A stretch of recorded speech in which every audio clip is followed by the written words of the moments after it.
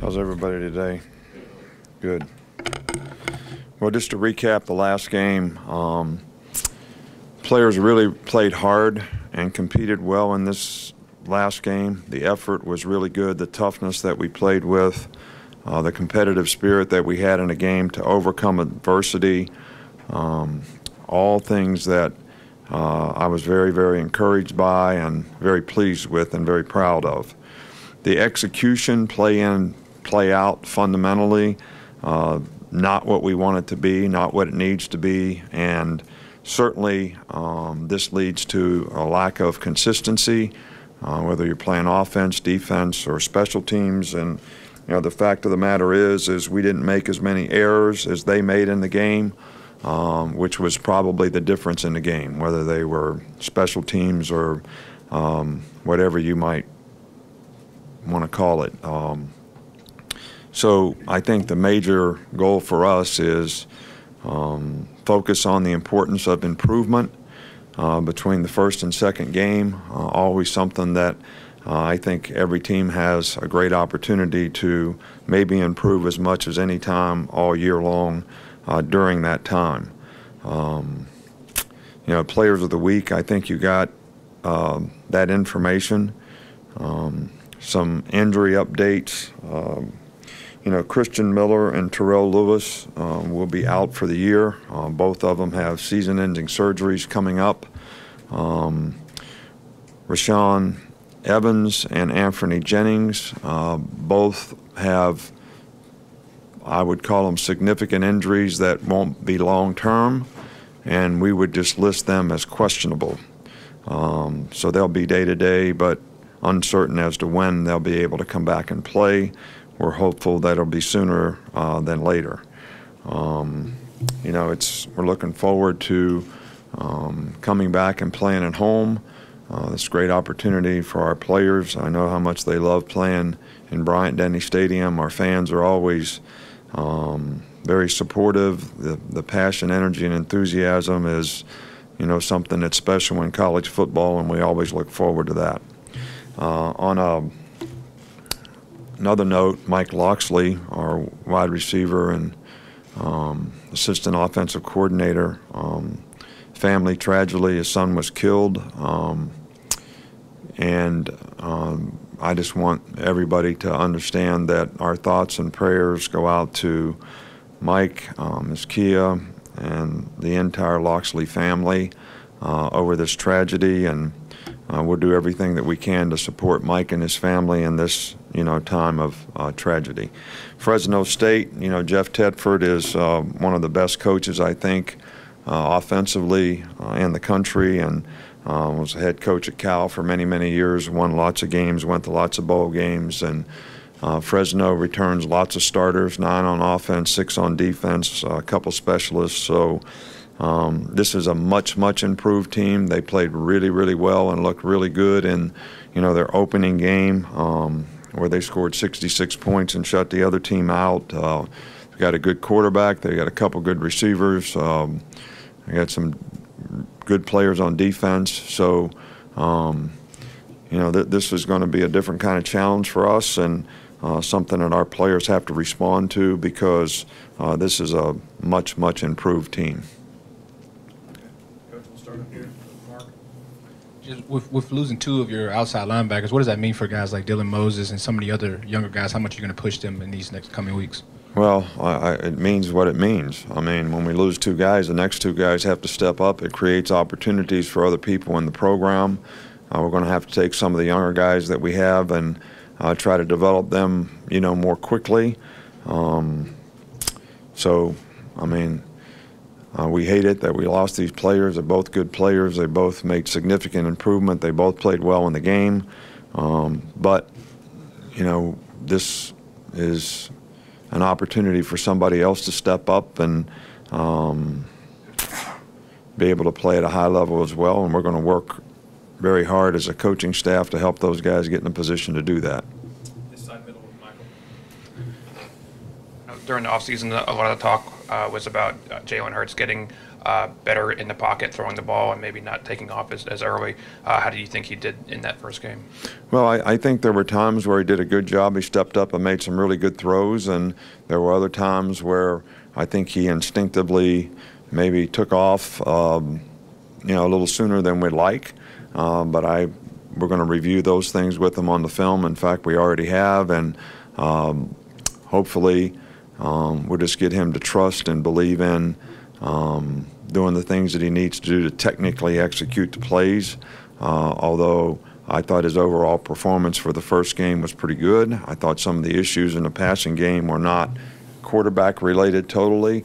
He had some protection issues that were mental errors, not necessarily physical errors, that created some negative plays. And when I talk about overall execution, that's one of the areas that I would be speaking of. Come back over here, Chandler. Along those pass protection lines, what did you think of the play of Matt Womack and Jonah Williams, and how would you sort of assess both of their performances? Well, I think both guys did some very good things. I think overall our entire offensive line needs to be a little more physical. We need to finish blocks a little better. A lot of little things that we could do better that I think we want to emphasize with all the players, and so that's going to be the emphasis. But it's not just the offensive line. I think it's every position on our team. Come back here in the middle with Terrell. Hi, Coach. Last week you said that Bryant-Denny is your favorite stadium, but what are some of the things behind the scenes that maybe the average fan doesn't see that make it so different? Look, it's because everybody's for you. That's what makes it different. I love having the support of our fans. I love the tradition films that we show before the games. I love the passion, the energy, and enthusiasm. I know how much our players enjoy it, respect it, work so hard to try to play to a standard that people can be proud of. I don't really know what you mean behind the scenes. It's just great to be home. I got my chair at home. I got, my little locker room at home. All those things are not different like when you go on the road. Come back here on the right. Charlie. How have you seen Ben Davis progress, and could he see maybe an increased role with the injuries you guys have at linebacker? Well, we'll see. He's one of the guys that is a young player that has the opportunity to maybe show what he can do. This is a relatively new position for him. So we're going to have lots of competition at that position, and we'll sort of see who develops and who can help us the most. Back to Cecil. Coach, having watched Jalen on film now from the first game, could you give us a little more evaluation on how you thought he performed and what you're looking for this week at quarterback? Well, I think, look, it was first game, and I'm not here to protect the player. I think he would tell you that there's things that he could do better. I also think there was good plays that he made that we need to build on. I do think that there's definitely some things that we could do better as coaches to help the players, and the players could do better to technically execute what they need to do so that we can make more explosive plays. We had several opportunities to make explosive plays, and whether they were breakdown in protection or aborting the play too quickly, we weren't able to make those plays. And when you do that, you leave a lot of money on the table. So I don't think that by field position and opportunities that we had in this game, we could ever walk away saying we're satisfied with the points that we scored. The guy that distributes the ball is the quarterback, so we're all responsible for that, but we just need to do a better job of executing overall as an offensive team. I've said this many times before. If the players around you are not doing a good job, quarterback's a tough position to play. So we all need to improve, and that's what our focus is going to be on this week. In the front here with Dwayne. Coach, special teams with the field goal with Andy. How'd you think he did? I know he went 3 for 5, but overall, how'd you feel like he kicked?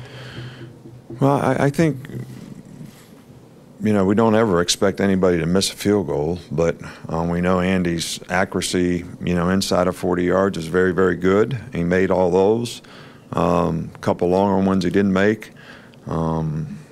I think that he's capable of even being more consistent than maybe what he was in that particular game, but we don't want to miss any.